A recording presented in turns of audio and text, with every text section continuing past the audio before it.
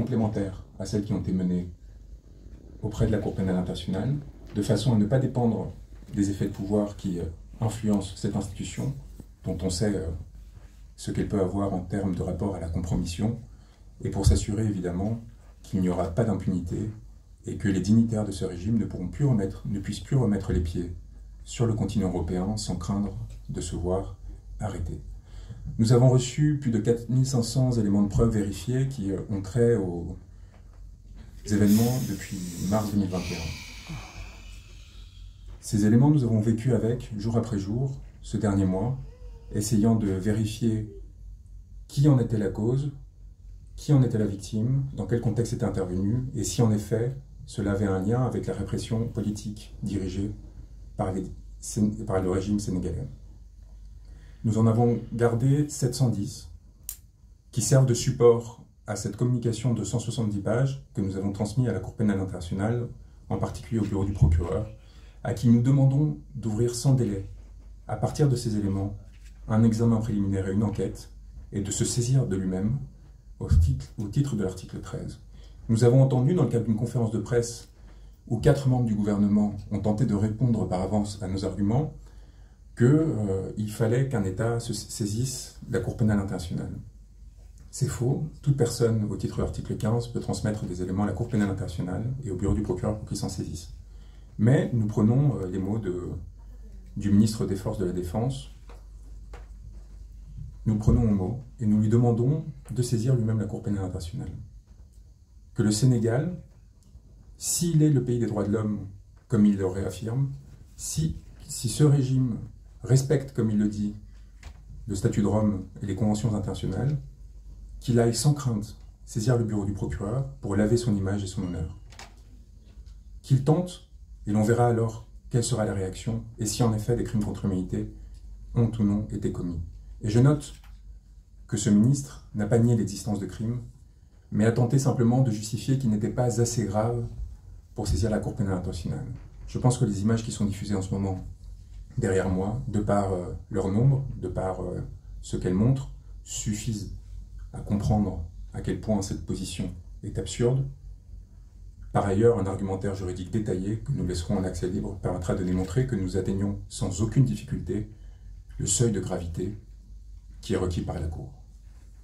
Je souhaiterais vous partager quelques noms de personnes qui sont responsables des faits que vous êtes en train de voir derrière cet écran.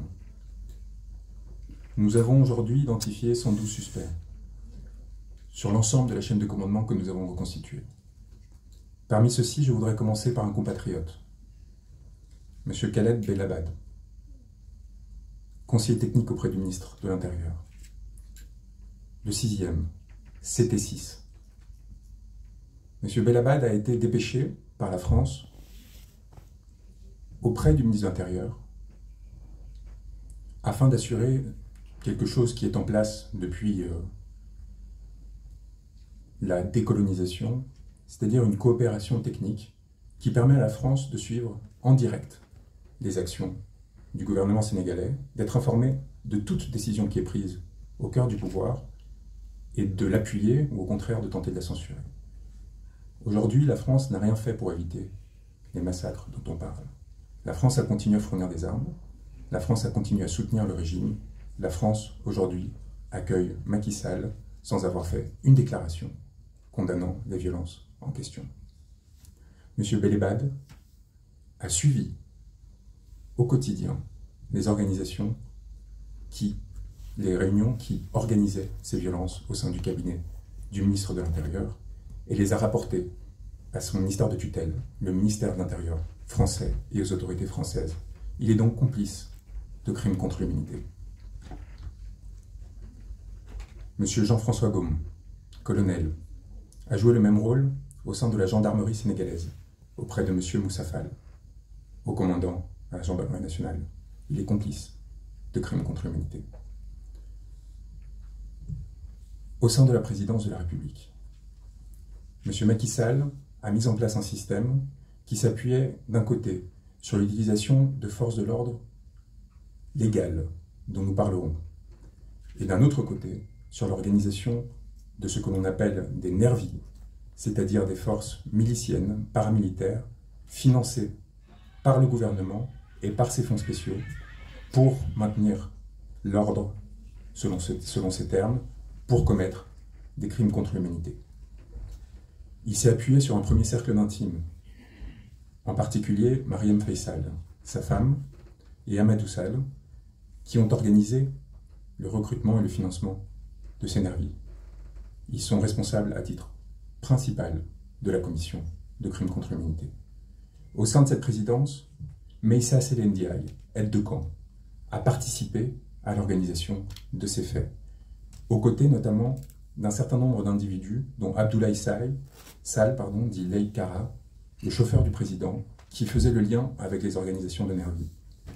Autour de la présidence, des éléments extérieurs sur lesquels nous reviendrons, dont un certain Farban Gom, griot, ont joué un rôle extérieur qui consistait à créer des fiefs, à eux-mêmes constituer des groupes paramilitaires, à les armer, de façon à s'assurer que des crimes contre l'humanité soient commis. Afin d'armer ces nervis, la présidence de la République, elle-même, directement, en tant qu'institution, a mis en place des commandes d'armes particulièrement massives, dont nous avons retracé dans le moindre détail le cheminement. Ces commandes d'armes ont été organisées avec l'aide d'un intime de Macky Sall qui s'appelle Gabriel Peretz. Gabriel Peretz, à la tête d'une société qui est bien connue, a fait livrer 104 tonnes d'armes à la présidence de la République au deuxième semestre 2022. Ces armes sont en partie encore stockées à l'ancien aéroport Léopold Sédar Senghor et font l'objet de distributions régulières et notamment de placement dans des caches dans certains espaces du territoire sénégalais de façon à pouvoir être mobilisées en cas de crise politique.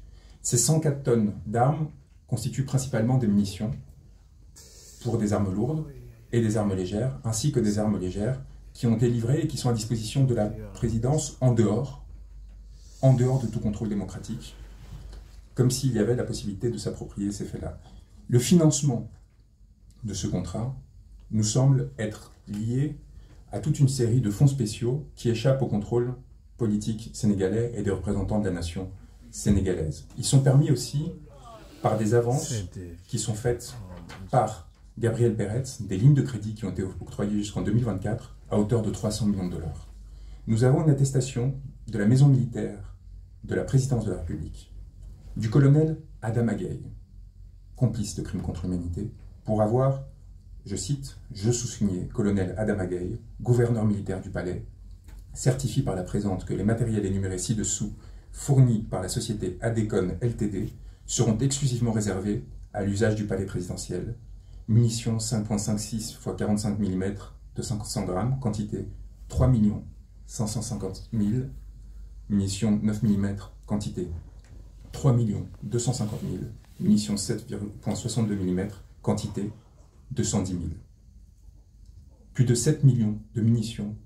Je cite ce document de la présidence de la République, de sa maison militaire, signé par Adama Gaye, 7 millions de munitions exclusivement réservées à l'usage du palais présidentiel, livré, document signé 11 octobre 2022.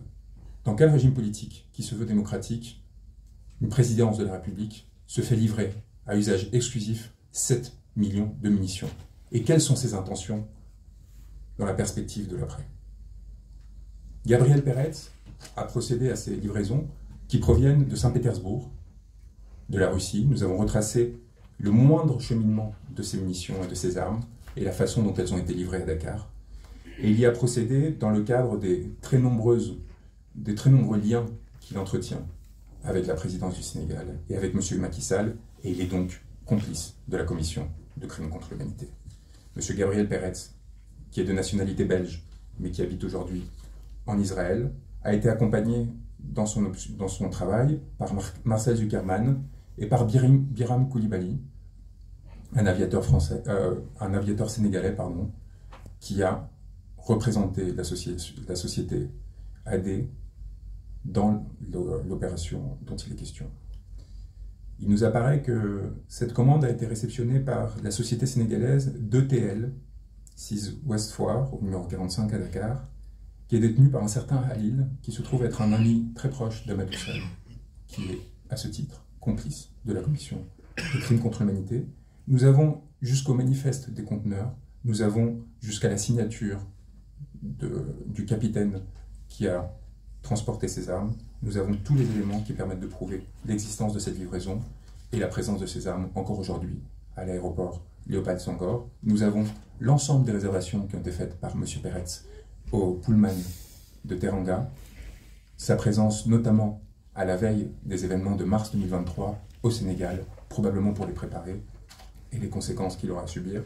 Nous connaissons aussi le nom de ses collaborateurs, les personnes qui l'ont appuyé, et les conséquences qu'ils auront à connaître du fait de cette complicité, aux côtés d'un autre homme d'affaires, évidemment Tierno Ndomba, dont vous avez tous entendu parler, et qui joue un rôle cardinal dans un certain nombre d'opérations particulièrement étranges, pour rester modeste dans mon expression, d'ordre militaire, de commandes d'armement, qui ont été livrées là encore, en dehors, dans le cadre de contrats de gré à gré, et qui complètent les éléments que nous avions déjà, qui permettent de déterminer l'existence d'autres contrats de cet ordre-là. Cela avait déjà fait débat dans l'espace public. Vous vous souvenez de ce contrat de 45 milliards de francs CFA avec le ministère de l'Environnement et le ministère des Finances. Nous avons donc les moyens qui sont apportés aussi via la société Noranco chinoise, qui a travaillé sur un certain nombre de ces contrats d'armement, à la présidence. Nous avons la structure de la présidence avec, au cabinet civil, un certain nombre d'individus particulièrement responsables et qui ont été impliqués au premier chef dans l'organisation de la répression et de la légitimation des violences qui ont été commises. Nous avons évidemment les responsables que tout le monde connaît, comme Mahmoud Saleh, comme Daouda Diallo, Abdoulaye, comme le général Joseph Mamadou Diop ou Mohamed Dionne, mais nous considérons que les plus responsables au sein de cette présidence ont été évidemment le général Mbaye Cissé et Oumar Wade, qui a été nommé le 6 avril 2023 dernier, dans un contexte particulier, ce qui, à notre avis, est le signe qu'il a eu une certaine difficulté au sein de la présidence pour maintenir son autorité du fait des événements, et ce qui a amené à l'organisation d'un certain nombre de désignations. La commission de violence à des fins politiques exige une impunité. Elle exige aussi d'effacer les preuves de ces crimes. Elle exige enfin un discours qui permette de les justifier. Le ministre de l'Intérieur vous en a fait la démonstration à plusieurs moments.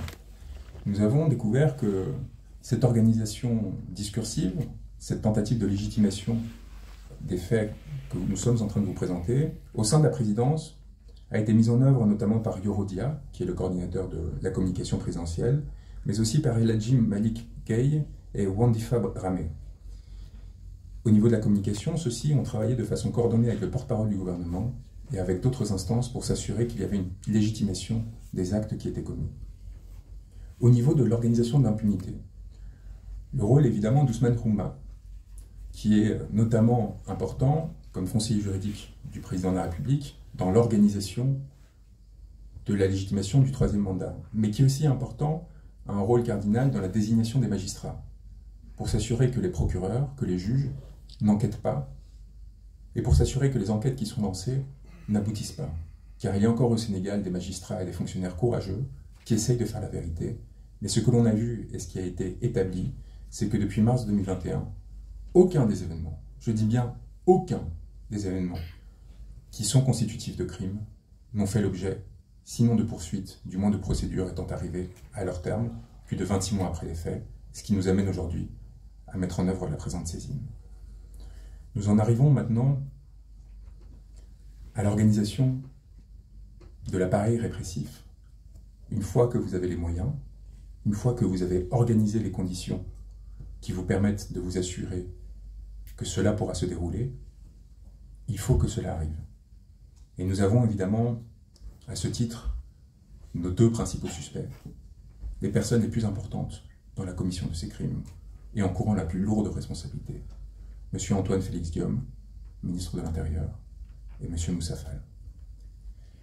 M. Antoine Félix Diome a joué un rôle important, d'abord comme magistrat, particulièrement bien utilisé par ce régime, afin de lui dégager la voie dans le cadre d'un certain nombre d'affaires sensibles, notamment l'affaire de Karim Wade et celle de Khalifa Sall, et ensuite comme ministre de l'Intérieur, nommé peu de temps avant les événements de mars 2021, il a joué donc, je le disais, un rôle cardinal pour assurer au régime la possibilité de se perpétuer à tout prix au sein du pouvoir. Monsieur Antoine Félix Diome a tenté en mars 2021, comme entre les mois de mars 2023 à juin 2023, de prétendre que des forces occultes étaient responsables des crimes qui étaient commis au Sénégal. Cela, en soi, est constitutif d'une participation de crime à un crime contre l'humanité, pour la raison simple qu'il s'agit non seulement évidemment d'un mensonge, mais d'une tentative de légitimer et de masquer la commission de ces crimes.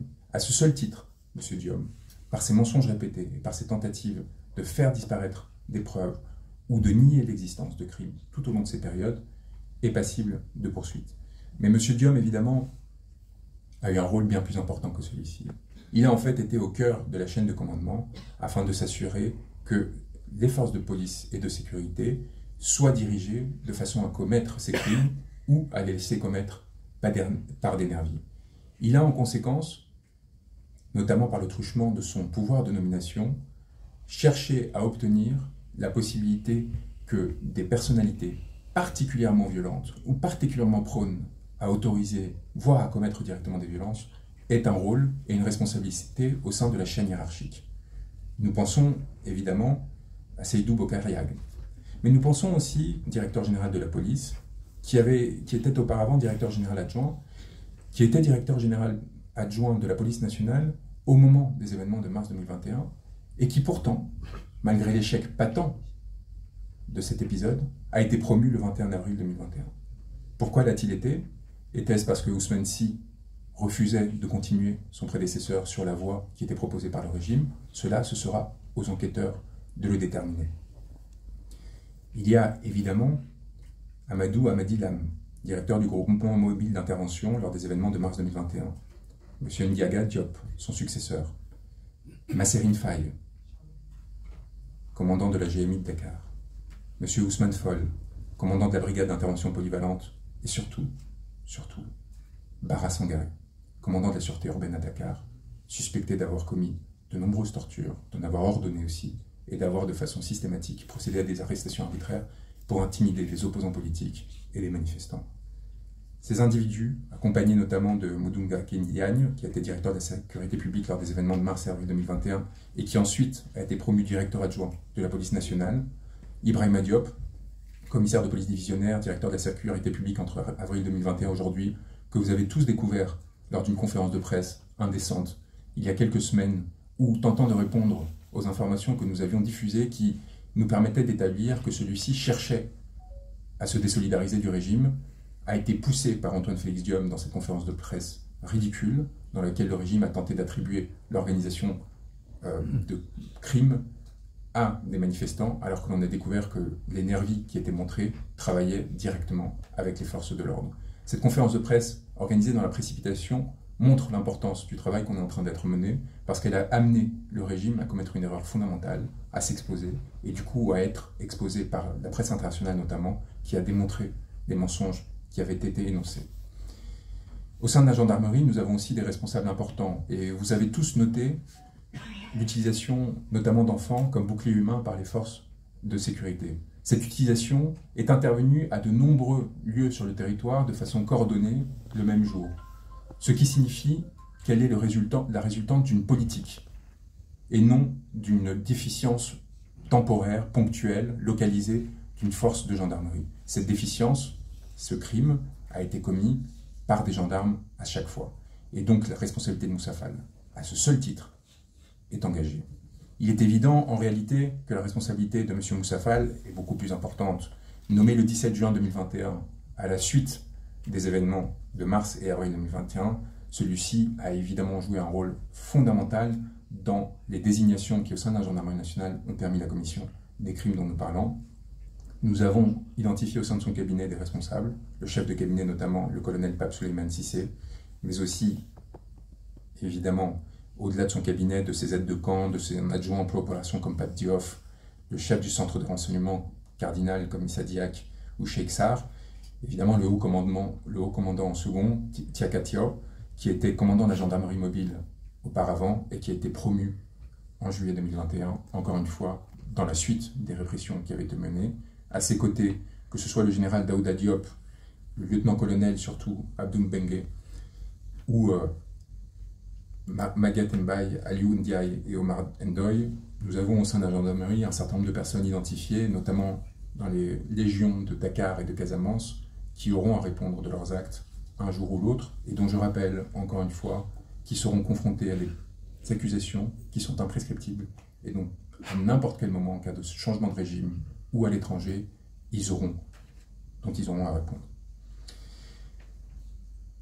La chaîne hiérarchique des forces de sécurité, c'est très bien, mais on a vu que dès le moment où la Cour pénale internationale a commencé à devenir un sujet au Sénégal, il y a eu comme un mouvement de retrait de la part de ces forces de sécurité et de défense, qui ont compris les risques auxquels elles étaient confrontées et les conséquences qu'elles pouvaient endurer. Et nous avons vu une bascule progressive de l'exercice de cette force vers ce qu'on appelle des nervis.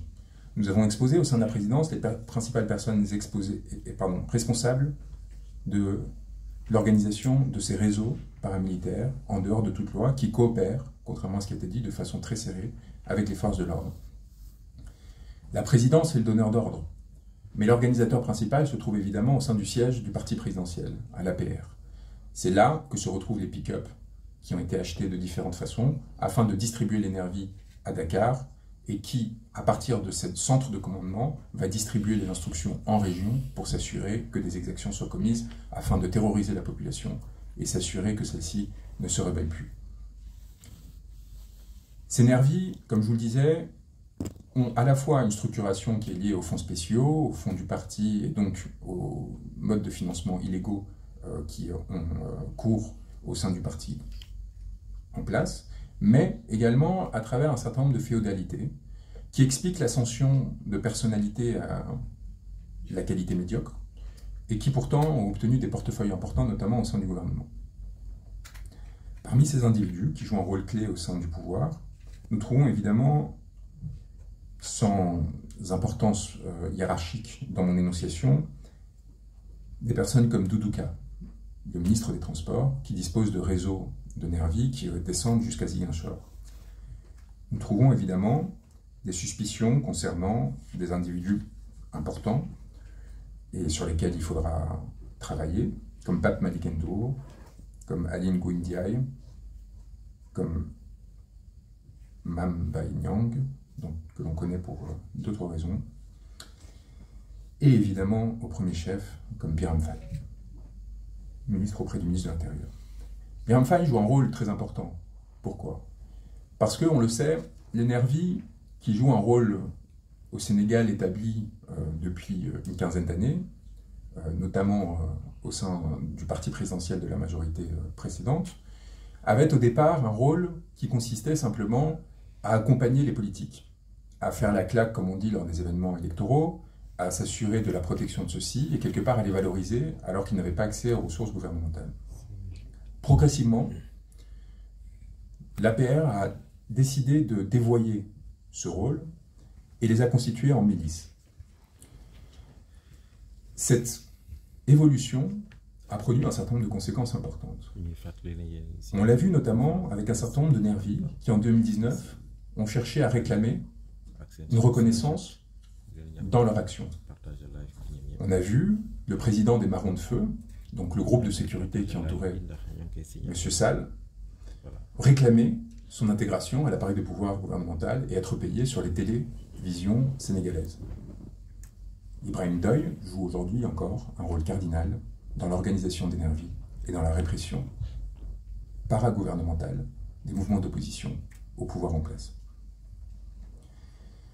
Biram Faye s'est vu octroyer un poste de ministre auprès de M. Diom, dans l'objectif de formaliser, de légaliser une partie de ces réseaux illégaux.